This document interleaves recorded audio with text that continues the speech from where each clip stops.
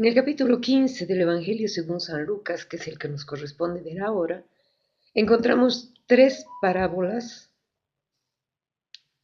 que son llamadas parábolas de la misericordia. Ya vimos, misere quiere decir miseria y cor de corazón. Tener ese corazón misericordioso, ese corazón que sienta por los demás, que se ponga en los zapatos del otro. Vamos a ver qué nos dice. Todos los publicanos y los pecadores se acercaban a él para oírle. Los fariseos y los escribas murmuraban diciendo: Este acoge a los pecadores y come con ellos.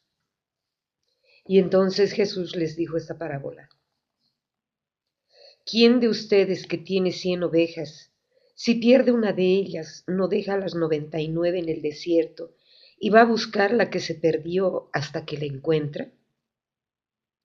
Cuando la encuentra, se la pone muy contento sobre los hombros y llegando a casa convoca a los amigos y vecinos y les dice: Alégrense conmigo, porque he hallado la oveja que se me había perdido.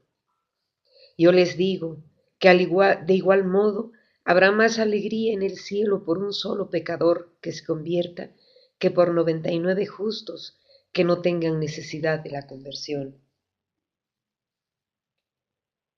Esta también es una oveja similar a la de Mateo, pero Mateo la aplica a la iglesia, a la comunidad cristiana, mientras que Lucas aquí la aplica a los pobres. ¿Sí?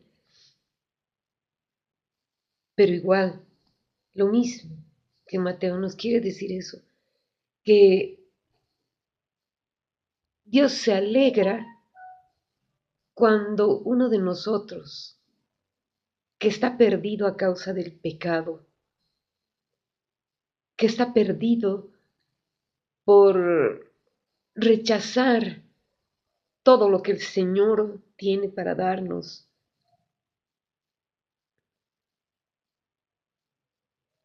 hay más alegría en el cielo. Cuando uno así, uno de nosotros, se convierte, cambia de vida.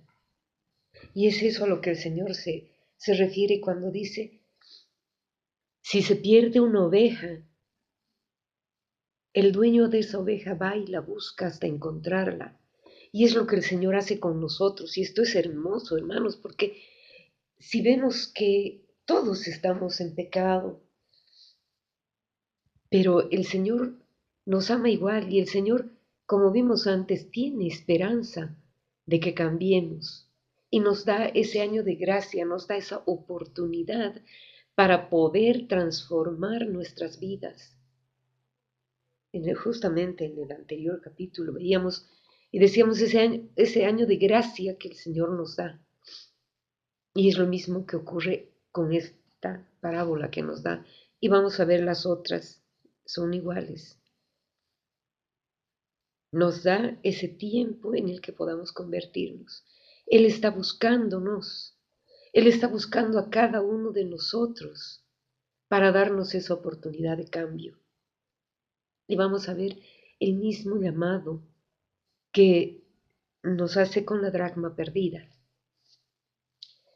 ¿O qué mujer que tiene 10 dracmas, si pierde una, no enciende una lámpara, barre la casa y busca cuidadosamente hasta que la encuentra? Y cuando la encuentra, convoca a las amigas y vecinas y les dice: Alégrense conmigo porque he hallado la dracma que había perdido. Pues les digo que del mismo modo hay alegría entre los ángeles de Dios por un solo pecador que se convierta. Es el mismo sentido de la anterior parábola. Y esta, la de la dracma perdida, es propia de Lucas y es la séptima parábola propia de Lucas. La de la oveja perdida es similar a la de Mateo, pero esa de la dracma perdida es la séptima. Y es interesante porque en el de la oveja perdida ve a un hombre que pierde su oveja. Y en el de la dracma perdida es la mujer la que pierde su moneda. Es ese mismo estilo en el que podemos ver en Lucas, porque vemos que da el mismo énfasis al hombre que a la mujer en sus enseñanzas, en este caso en las parábolas, poniendo una parábola para un hombre, ¿no? Utilizando un hombre para una parábola y una mujer para la otra. Y dice eso, en el cielo habrá alegría por una oveja que se hubiera perdido o por una moneda que se hubiera perdido. En ambos casos, todos nosotros estamos siendo reflejados en estas parábolas. Antes de conocer a Jesús, nosotros hemos estado perdiendo nuestra vida, hemos estado perdiendo el tiempo. Al encontrar a Jesús nos llenamos de alegría porque descubrimos la verdadera vida. Si bien en estas dos parábolas encontramos que la alegría que hay es en el cielo por haber encontrado a aquel pecador perdido, aquel hombre que estaba alejado del Señor y que se convierte y vuelve al Señor su vida. Hay alegría en el cielo, hay alegría en el cielo, eso nos dice el Señor. Pero también podemos entenderla de este otro modo que acabo de decirles. Decir que nosotros tenemos alegría en nuestras vidas el momento en que encontramos a Jesús, ese momento en que decidimos ser sus discípulos, que queremos aprender de Él, que queremos llenarnos de Él para poder llegar a eso, a ser encontrados por Jesús, para tener alegría, la alegría de vivir. En una vida con Jesús ya no hay tristeza, ya no hay espacio para el dolor, para la angustia. En una vida con Jesús ya no hay ese vivir nervioso cada día. La vida con Jesús es lo más alto a lo que podemos aspirar. Y ahora vamos a ver esta parábola en el versículo 11, que es tan conocida. Es la octava parábola propia de Lucas. Dijo, un hombre tenía 2 hijos. El menor de ellos dijo al padre, Padre, dame la parte de la hacienda que me corresponde. Y él les repartió la hacienda. Pocos días después el hijo menor lo reunió todo y se marchó a un país lejano donde malgastó su hacienda viviendo como un libertino. Cuando se lo había gastado todo, sobrevino un hambre extrema en aquel país y comenzó a pasar necesidad. Entonces fue y se ajustó con uno de los ciudadanos de aquel país, que le envió a sus fincas a apacentar puercos. Y deseaba llenar su vientre con las algarrobas que comían los puercos, pues nadie le daba nada. Y entrando en sí mismo dijo, ¿cuántos jornaleros de mi padre tienen pan en abundancia, mientras que yo aquí me muero de hambre? Me levantaré, iré a mi padre y le diré, Padre, pequé contra el cielo y contra ti. Ya no merezco ser llamado hijo tuyo. Trátame como a uno de tus jornaleros. Y levantándose, partió hacia su padre. Estando todavía lejos, le vio su padre y conmovido corrió, le echó a su cuello, se echó a su cuello y le besó efusivamente. El hijo le dijo, Padre, pequé contra el cielo y contra ti, y aún no merezco ser llamado hijo tuyo. Pero el padre dijo a sus siervos, dense prisa, traigan el mejor vestido y vístanle, pónganle un anillo en la mano y unas sandalias en los pies. Traigan el novillo cebado, mátenlo y comamos, y celebremos una fiesta. Porque este hijo mío había muerto y ha resucitado. Se había perdido y ha sido hallado. Y comenzaron la fiesta. Su hijo mayor estaba en el campo, y al volver cuando se acercó a la casa oyó la música y las danzas, y llamando a uno de los criados le preguntó qué era aquello. Y él le dijo, ha vuelto tu hermano, y tu padre ha matado el novillo cebado, porque le ha recobrado sano. Él se irritó y no quería entrar. Salió su padre y le rogaba, pero él replicó a su padre, hace tantos años que te sirvo y jamás dejé de cumplir una orden tuya, pero nunca me has dado un cabrito para tener una fiesta con mis amigos. Y ahora que ha venido ese hijo tuyo que ha devorado tu hacienda con prostitutas, has matado para él el novillo cebado.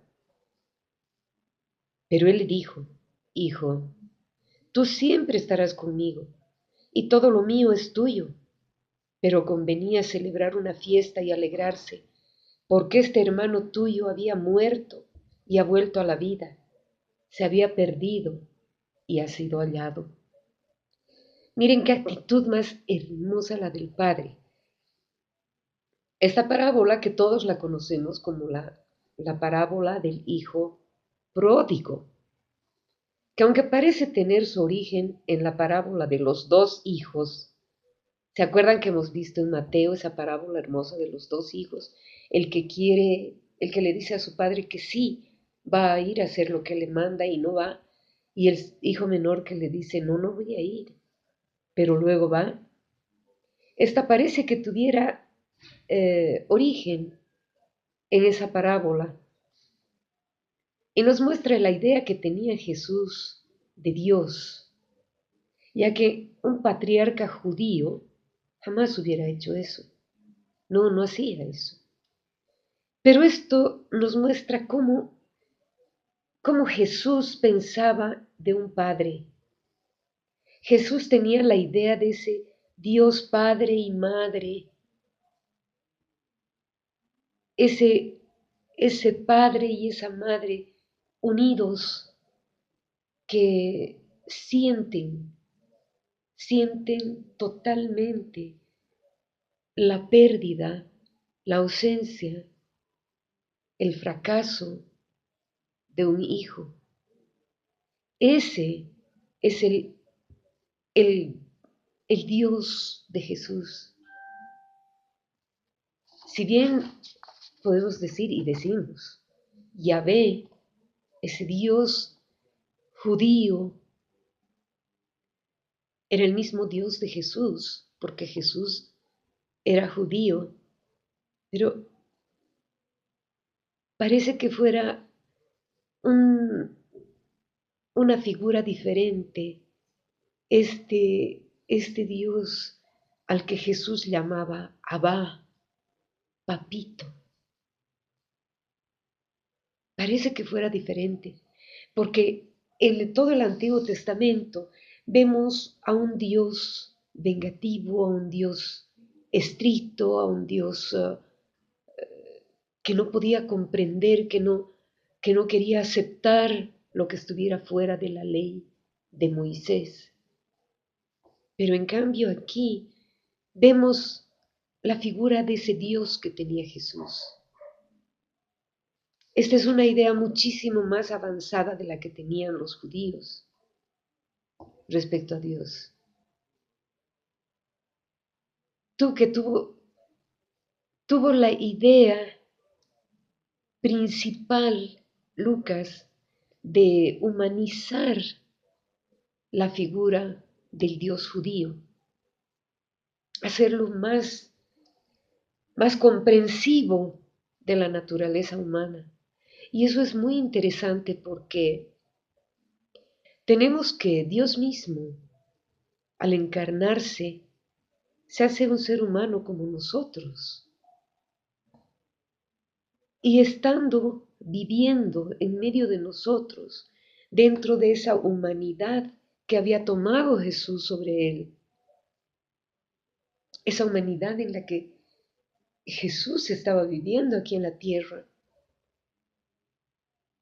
le permitió comprender esa relación del Hijo con el Padre y del Hijo con la Madre, porque Él tuvo la oportunidad, siendo Dios, al hacerse hombre, tuvo la oportunidad de vivir tanto con un padre como con una madre, si él aprendió cómo era el amor de ese Padre. Y esto también nos refleja un poco el hecho de lo que vimos en los primeros capítulos, cuando Jesús se pierde y es encontrado en el templo por sus padres. Como María le dice, tu padre y yo andábamos buscándote y estuvieron buscándole 3 días. Entonces Jesús, al ver eso, al sentir ese afecto, ese sentimiento que tenían tanto María como José acerca de él, y lo que él podía sentir por, por ellos, eso es lo que le permite a Jesús tener esta idea más humanizada de Dios, tener una idea no tan ese Dios inalcanzable, sino de ese Dios que está junto a nosotros, ese Dios que ahora desde la encarnación nos conoce, que ha sentido lo que nosotros sentimos, ha tenido alegrías, ha tenido penas, ha tenido disgustos, ha renegado, ha vivido como un ser humano, porque también aparte de ser divino, Jesús era humano, tenía las dos naturalezas, tiene las dos naturalezas, divina y humana. Entonces podía comprender lo que pasaba dentro del corazón humano, podía comprender lo que pasaba en la vida del ser humano, qué es lo que sentía, con qué gozaba, con qué se distraía. Eso es lo que le permitió a Jesús poder hablar con esta parábola de una manera tan diferente de Dios, de sentir a Dios tan cercano. Él siempre lo llamó Abba, Padre, Papito. Y con esta parábola nos enseña y nos dice, este es el Dios en el que tienen que creer. Este es el Dios que ahora les entiende. Este es el Dios que ahora sabe íntimamente qué es lo que ustedes sienten. Miren qué cosa más hermosa, cómo Dios al hacerse un ser humano pudo llenarse tanto de los sentimientos de la humanidad. Y es en esa forma en la que aquí nos pone esta parábola bellísima del hijo pródigo. El hijo pródigo somos todos nosotros que vivimos apartados del Señor. Ese hijo que deja a su padre, que deja todo y que se dedica a vivir su vida como mejor le parece.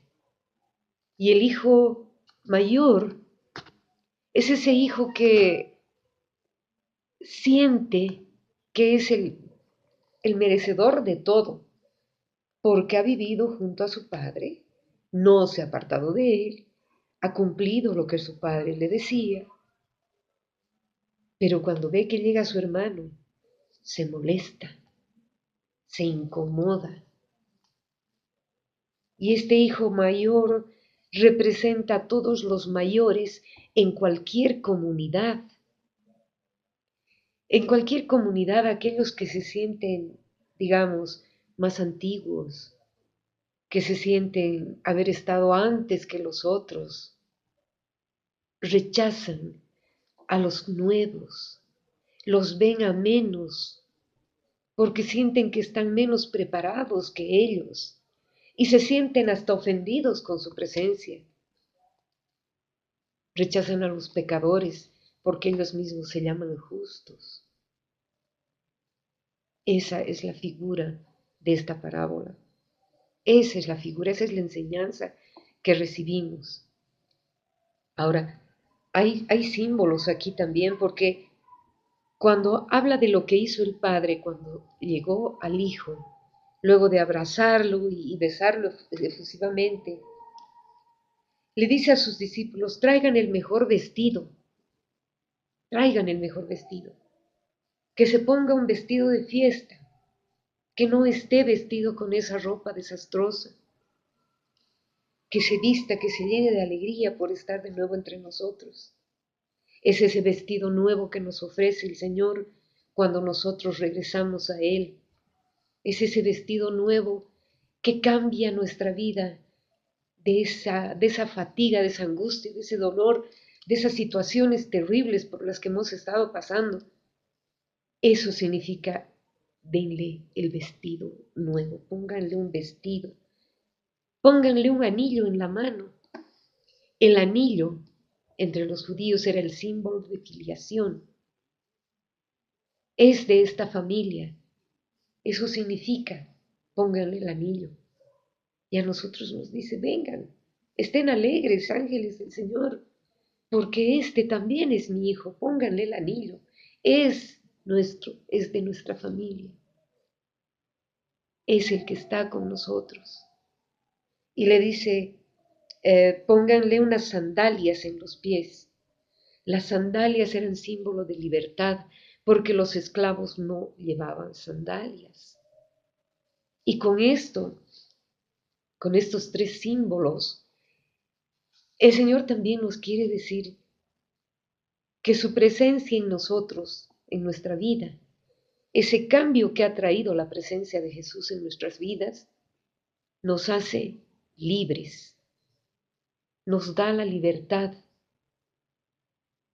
Ya no somos esclavos del pecado, ya no somos esclavos de las cosas de este mundo, somos libres para Él. Pertenecemos a la familia de Dios, pertenecemos a la familia de Jesús, a aquellos a los que Jesús puso como ejemplo a su madre y dijo, mi madre y mis hermanos, mi familia, son aquellos que escuchan y cumplen la voluntad de Dios. Eso significa el anillo. Miren, hermanos, tenemos ese vestido nuevo, ese anillo, esas sandalias, y tenemos esa vida nueva en el Señor.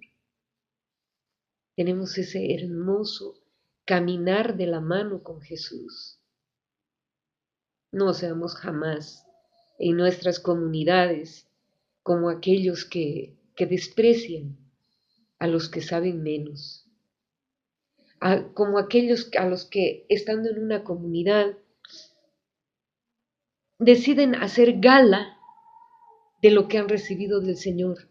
Y ese hacer gala de lo que han recibido del Señor no es para mostrar la gloria de Dios, es para mostrar su propia gloria. Es para decir, yo tengo esto, yo hago esto, yo oro así. Nunca seamos así, nunca, porque lo que estamos haciendo es perder a los hermanos, es perder a aquellos que el Señor está poniendo en nuestro camino, es perder a aquellos a los que Jesús ha llamado igual que a nosotros y que ahora ya han decidido ponerse en el camino del Señor. Y con esas actitudes de soberbia estamos apartándolos del camino que ya han decidido seguir. No seamos jamás piedra de tropiezo para nuestros hermanos menores. Seamos más bien esa piedra en la que puedan apoyarse para poder conocer más del camino del Señor. Amén.